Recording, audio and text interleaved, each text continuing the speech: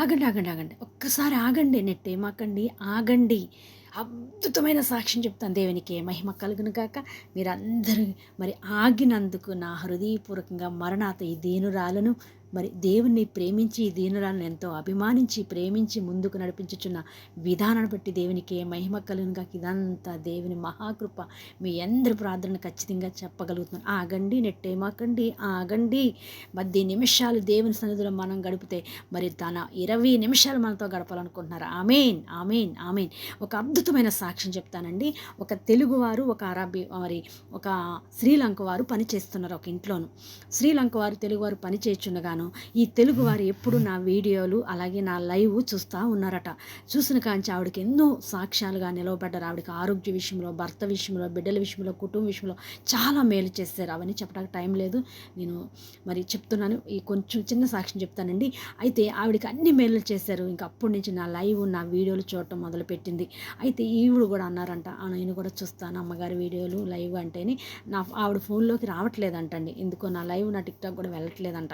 అయితే నా ఫోన్లోనే చూడని ఆ అమ్మాయికి కూడా చూపించడం మొదలుపెట్టారంట. అలాగే నా లైవ్లో ఉండటం కూడా అంట. ఆవిడతో పాటు ఈవిడ కూడా ఉండి ఏకభవించి ప్రార్థనలో కళ్ళు మూసుకోవటం, ప్రార్థన చేసుకోవటము, నా మాటలు వినటం, చాలా ఈవిడ అరాబీలో చెప్తా ఉండేవారంట. చాలా సంతోషించేదంట ఆ అమ్మాయి. అయితే ఆ అమ్మాయికి ఒంట్లో బాగోలేదంటండి, నిద్ర పట్టేది కాదంట. దగ్గర చాన్నాళ్ళ నుంచి నిద్ర అనేది ఆవిడకి మొక్కవాసిపోయిందంట. అసలు నిద్రే పట్టట్లేదంట. ఎందుకో తెలియదు పాపం ఆవిడకి ఏం అనారోగ్యమో.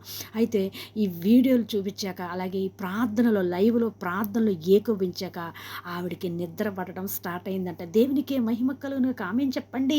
దేవునికే మహిమ కలుగును గాక.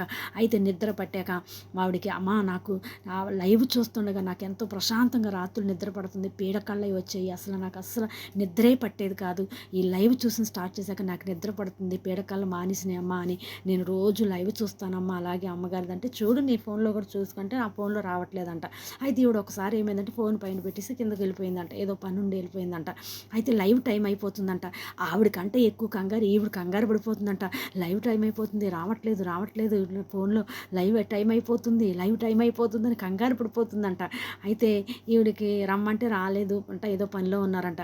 అయితే ఆవిడ వచ్చేటప్పటికి ఈవిడే ఫోన్ ఓపెన్ చేసేసి లైవ్ పెట్టుకొని మోకాళ్ళ మీద ఉండి ప్రార్థనలో ఏకవిస్తుందంట. ఎంత గొప్ప సాక్ష్యం అంటే, ఆవిడకి అలా ప్రార్థనలో ఉండటం వల్ల ఆవిడకి మరి తనకున్న భారాలు కొంచెం బలహీనం నుంచి విడుదల కలిగిందంట.